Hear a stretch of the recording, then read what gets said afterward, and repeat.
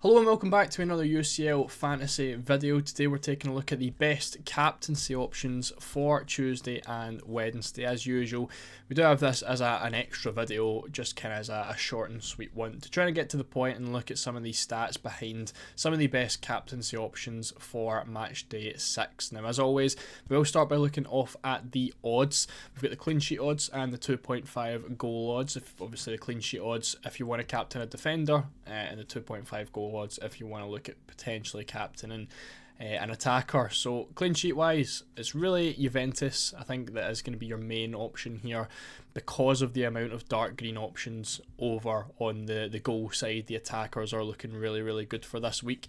I don't really think Juventus have any standout defenders this week either, which does kind of really push me towards an attacker for captaincy this week. Looking at those attacking teams, Spurs, Barca, Bayern, Dortmund and Juventus, I think, to be honest, outside of Spurs, all four of those teams have have fantastic attackers available that are definitely worthy of a captaincy shout. Spurs, on the other hand, I think are a bit too rotation prone in the Champions League, and don't really have any standouts that a lot of people would own in the first place anyway.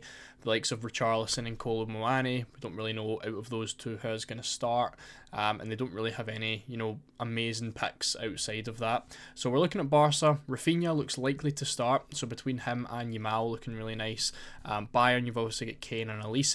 Dortmund, you've got Gurasi, and Juventus, you've got Jonathan David and Ken Yildiz. So we've got a couple of options to pick from on Tuesday, and I think captaincy is actually quite difficult this week. We do have four standout fixtures. Bayern against Sporting is your early fixture, not the earliest fixture, with Kairat playing at 3:30. We've got Atletico playing against PSV, Spurs playing against Slavia Prague, and Barcelona playing against Frankfurt. Now, I think, in general, just looking at this on paper, Kane is the very much standout option. He's playing against Sporting, however, and Sporting are not bad at all in any way. They're currently sitting in the top 8, and they're one of the best defences as well. If you're watching the Limitless and the Wildcard videos from the weekend, we did look at some of the best defences, and Sporting are one of the top 5 defences in the tournament so far. So I genuinely was coming into this video fully preparing to pick Lamine Yamal as the best captaincy option on Tuesday. However, there has been some more news that's came out today that Sporting are going to be missing a lot of key players. Someone like Kenda, Pedro Goncalves and Trincao, all three of those players are going to be missing this game, which I think is going to hinder Sporting massively. And at that point, you've obviously got a premium striker who is playing at home against them, and it does seem like a pretty straightforward pick. So for that reason, I have decided to go for Harry Kane as the captain. So we'll take a look at some of his stats. I'm also going to take a look at Lamine Yamal as well, just in case, so you can kind of compare them. But looking at Harry Kane against Sporting, he does have a 77% chance of an anytime goal or assist this week. So high chances for him. And Bayern are one of the best attacks in the tournament so far, sitting with 13 expected goals, the second best attack, only behind Inter Milan. And you've got to remember as well the teams that Bayern Munich have played against. They've played Arsenal, they've played PSG, I think they also played Chelsea as well, and now they are playing against Sporting. So a lot of difficult fixtures in there, and Bayern are still one of the best attacks out of that. So it does kind of show you how good that Bayern attack is and how essential it is going to be over the next couple of weeks as Bayern's fixtures get a bit better.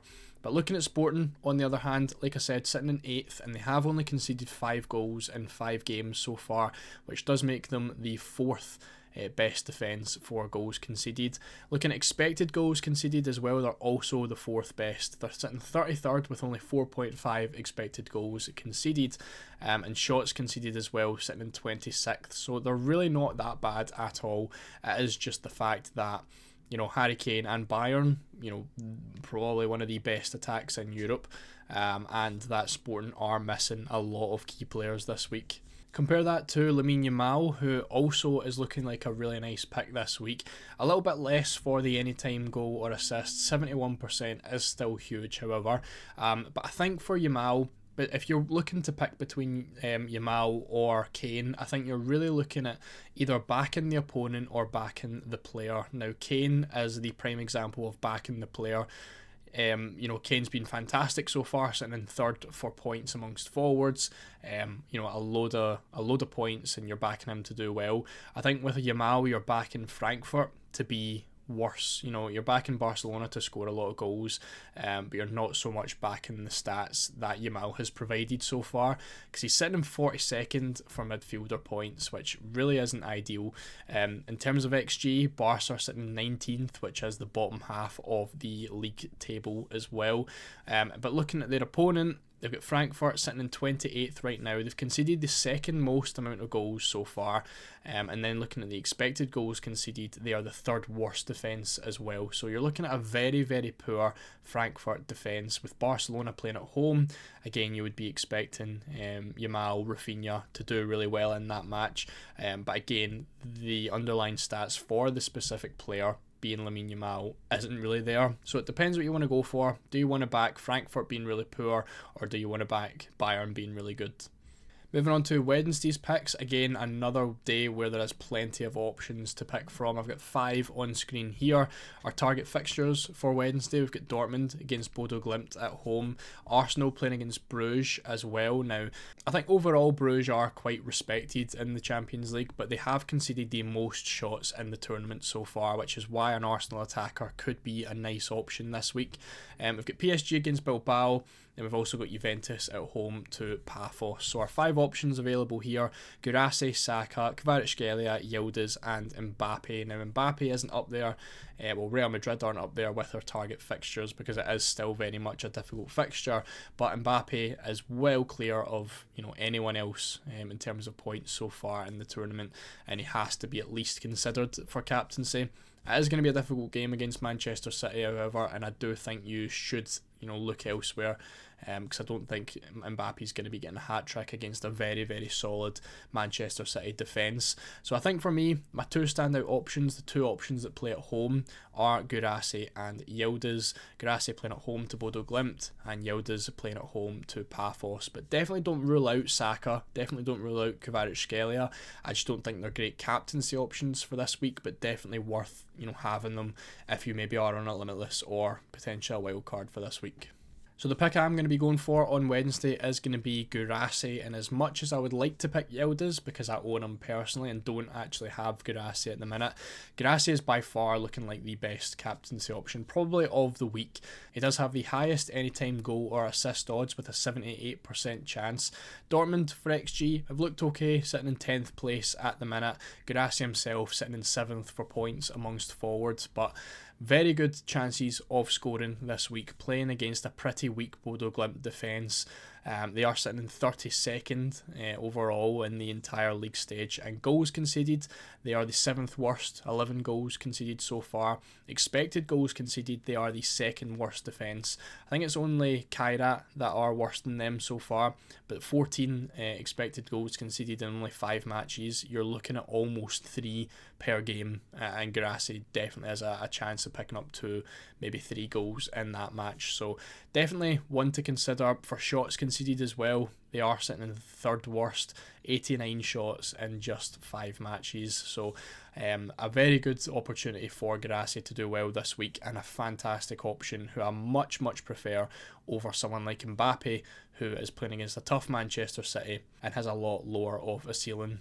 So with all that being said, this is the final picks for this week. I'm going for Harry Kane.